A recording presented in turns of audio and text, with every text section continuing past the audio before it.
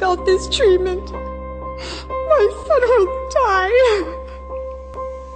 I remember sitting on her lap, looking up at her, wondering why she was crying. I was obviously just a kid.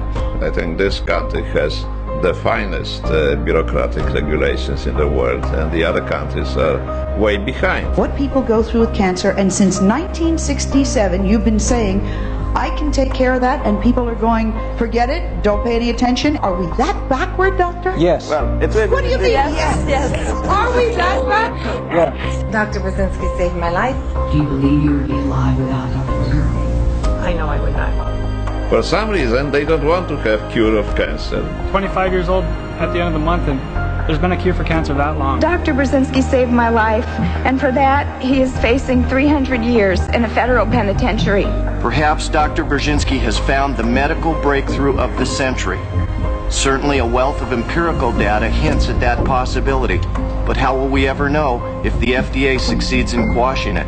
The FDA has raided Dr. Brzezinski's clinic enough times now that they should have been able to prove any legitimate charges they may have had against him. The relentless stress the FDA has put Dr. Brzezinski's patients through is unforgivable. The FDA has convened 4 grand juries, none of which returned an indictment. Finally, 5 days after this body pressed David Kessler for answers on retaliatory actions against Dr. Brzezinski, guess what? He was indicted. Will FDA's initiatives that you announced today expedite the current review of anti-neoplastons treatments?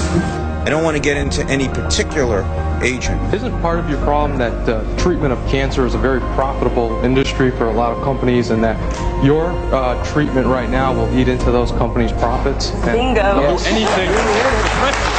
I'd like the following questions to be asked the FDA. How much money have they spent in the last 10 years to try to put Dr. Brzezinski out of business? How many documents can they subpoena, and how many more grand juries does he have to go to?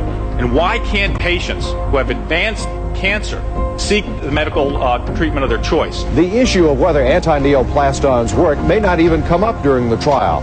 The judge says that's